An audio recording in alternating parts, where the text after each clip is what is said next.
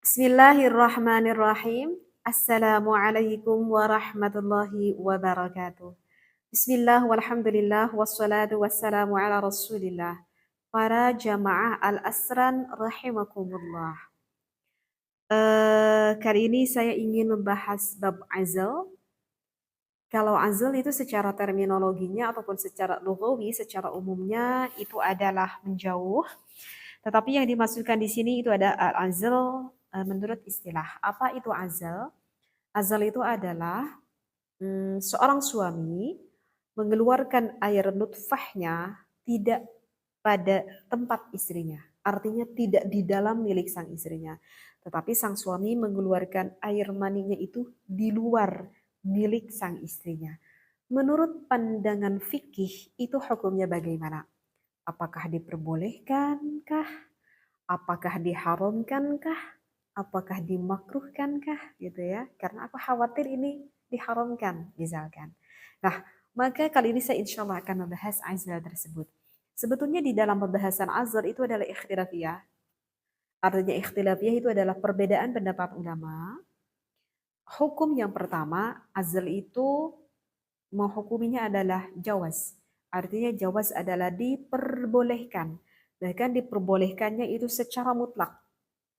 Artinya diperbolehkan secara mutlak adalah bagi seorang suami melakukan azal tersebut, apakah sang istrinya ridho ataupun tidak ridho. Ya. Dan apakah sebelumnya sang istri ini tidak mengetahuinya sama sekali, tahu-tahu sang suami melakukan hal itu di luar. Ataupun sebelumnya sang suami, maksud saya sang istri mengetahuinya. Itu diperbolehkan secara mutlak. Apa yang menjadikan landasan ataupun dalil hukumnya diperbolehkan azl ini? Itu dikarenakan ada hadis dari baginda Nabi Muhammad SAW. Hadis ini yang disampaikan dari Jabir bin Abdullah. Kunna na'zilu wal Qur'anu yanzilu. Kami dulu itu pernah melakukan azl pada saat baginda Nabi Muhammad SAW dan turunlah ayat Al-Quran. Kemudian ada hadis yang kedua. Hadis ini diriwayatkan oleh Imam Muslim. Hadis ini mengatakan kunna na'zilu ala ahdi Rasulillah sallallahu alaihi wasallam fadallagha dzalika Nabiyullah sallallahu alaihi wasallam falam yanhana. Jadi dalam hadis ini dikatakan kami dahulu tuh pernah melakukan azal. Dan ketika kami melakukan azal, berita ini sampai terdengar kepada telinganya baginda Nabi Muhammad sallallahu alaihi wasallam. Dan Nabi Muhammad tidak melarang kepada kami yang telah melakukan azal tersebut. Dan ini ada yang menjadikan landasan ataupun referensinya kenapa menghukumi jawaz boleh secara mutlak gitu. Karena memang pada alasannya kenapa jawaz secara mutlak karena hak seorang istri itu adalah disenangkan kan oleh sang suaminya. Biasanya sang istri senang ketika melakukan berhubungan biologis dengan istrinya itu adalah ketika sang istri sudah mencapai inzal. Artinya inzal adalah mengeluarkan air nutfah milik sang istrinya. Kalau sang istri sudah mengeluarkan air nutfahnya, ya tentu sang istri sudah mendapatkan kesenangan tersebut. Itulah menjadikan alasan kenapa hukumnya jawaz, diperbolehkan. Yang penting pokoknya mas sang suami udah menyenangkan dulu deh istrinya. Maksudnya adalah seperti itu. Begitu ya. Itu adalah yang menjadikan alasan. Tetapi meskipun sunnahnya, ini sunnahnya, jika sang suami mau melakukan azal tersebut, sunnahnya bagi sang suami itu harus meminta izin dulu kepada istrinya. Itu sunnahnya seperti itu ya. Nah itu adalah untuk hukum yang pertama. Untuk hukum yang kedua itu adalah diperbolehkan, tetapi boleh di sini itu ada syaratnya dengan syarat. Syaratnya apa? Syaratnya itu dikarenakan ada hajat. Artinya hajat itu ada kebutuhan, begitu ya. Ada kebutuhan. Namun jika tidak ada hajat, tidak ada kebutuhan, maka itu hukumnya bisa berubah menjadi makruh. Seperti itu ya. Jadi sekali lagi yang kedua itu adalah sebagian ulama berpendapat jawaz disyartin. Boleh tetapi ada syaratnya dikarenakan ada suatu kebutuhan. Seperti itu ya. Ini yang disampaikan oleh al-ulama Umar, al-ulama Ali, al-ulama Ibnu Umar, Ibnu Mas'ud, Imam Malik. Yang mana ulama-ulama ini sebagian yang bermadhab masih bermadhab Syafi'iyah dan sebagian bermadhab Hanafiyah. Dan untuk yang tadi yang pertama pun itu yang bermadhab sama, yang bermadhab Asy-Syafi'iyah ya. Saya ini hukum ini yang saya sampaikan ini yang bermadhab Asy-Syafi'iyah ya. Itu karena kebanyakan mayoritas di Indonesia kan bermadhab Imam Asy-Syafi'i seperti itu. Dan dalam hal ini bisa misalkan dilihat di dalam kitab Al-Mawsu'ah Al-Fiqhiyah ya. Penjelasannya saya sampaikan ini pada kitab Al-Mawsu'ah Al-Fiqhiyah. Mohon maaf referensinya tidak saya sampaikan seperti itu karena ini terlalu panjang sekali pembahasan kalau saya bacakan dengan Arabiyahnya. Dan untuk hukum yang ketiga itu hukumnya adalah dimakruhkan ya. Hukumnya dimakruhkan, tetapi hukum makruh itu jika tidak ada uzur. Sekali lagi, yang ketiga ini hukumnya adalah makruh jika tidak ada uzur. Kalau ada uzur, maka ini hukumnya tidak menjadi makruh. Artinya kalau ada uzur, maka hukumnya menjadi ubah, menjadi boleh. Seperti itu. Kalau tidak ada uzur, maka hukumnya menjadi makruh. Seperti itu. Ya, kenapa? Ini sebagian ulama menghukuminya makruh. Alasannya apa? Ini sebagian ulama menghukumi makruh. Sebagian ulama menghukumi makruh itu dikarenakan kalau bagi pasangan suami istri melakukan azal tersebut, itu alasannya akan mengurangi rasa kenikmatan bagi seorang suami dan istri ketika melakukan hubungan biologis tersebut. Gitu ya. Oke teh, memang tadi istri saya itu udah keluar. Tetapi coba ya, ini bisa berterus terang aja dan bisa dirasakan bagi pasangan suami istri. Sang suami jika mengeluarkan di tempatnya, namanya juga kan punya tempat, berarti di tempatnya, itu rasanya akan lebih nikmat daripada dikeluarkan selain dari tempatnya. Begitu juga sebaliknya, bagi sang istri meskipun sudah istrinya itu udah senang duluan, artinya dikarenakan udah inzal, udah keluar, ketika sang suami mengeluarkan di tempat milik sang istrinya, maka biasanya sang istrinya akan mendapatkan kenikmatan kembali. Nah, oleh karena itu ulama menghukumi makruh karena kasihan nanti suami dan istrinya mengurangi akan rasa kenikmatan tersebut. Itu adalah alasannya kenapa dimakruhkan. Dan alasan yang kedua kenapa dimakruhkan karena kalau kita melakukan azal berarti otomatis kita nggak bisa punya anak dong gitu kan. Karena kan dikeluarkannya di luar. Sedangkan baginda Nabi Muhammad SAW menyuruh kepada umatnya lebih baik memperbanyak keturunan. Tanakahu, tanasalu, fa inni mukathirun bikumul umama yaumal qiyamah. Seperti itu. Itu adalah alasan kenapa ulama berpendapat hukumnya adalah makruh. Nah, bagaimana kalau misalkan teh melakukan azal itu dikarenakan ada uzur? Dikarenakan ada uzur. Maka uzur-uzur seperti apakah yang dimaksudkan di sini? Baik, uzur yang pertama di sini dikatakan dalam kitab ini adalah jika misalkan bagi pasangan suami istri tersebut kenapa melakukan azal ini dikarenakan pada saat ini aku berada di lingkungan non-muslim gitu ya. Misalkan sekarang aku berada di daerah yang mana semua tetanggaku itu non-muslim. Sedangkan keluargaku di sini sendiri yang muslim. Misalkan aku tuh sebelumnya udah punya anak, misalkan dua, dan anak-anakku sekarang udah pada besar, kemungkinan keimanannya kuat karena udah aku ajarkan, gitu ya. Karena sebelumnya aku tinggal di daerah Muslim, karena ada suatu pekerjaan sehingga aku harus tinggal di sini dan sekarang aku tinggal di daerah non Muslim, misalkan. Jadi aku khawatir sekali kalau sekarang aku mengandung lagi, aku punya anak lagi, aku khawatirnya aku tidak bisa menerapkan keimanan yang kuat kepada anakku karena nanti anakku akan berkecimpung dengan teman-teman yang non muslim. Nah, sehingga begitu khawatir sekali bagi suami dan istrinya kalau punya anak lagi itu khawatir sekali. Nah, itu yang dimaksudkan udzur yang pertama. Sehingga hukumnya diperbolehkan melakukan azal tersebut. Yang kedua adalah seorang perempuan hamba sahaya takut pengaruh perbudakan. Untuk yang kedua mungkin sekarang sudah tidak ada sehingga tidak perlu aku terangkan.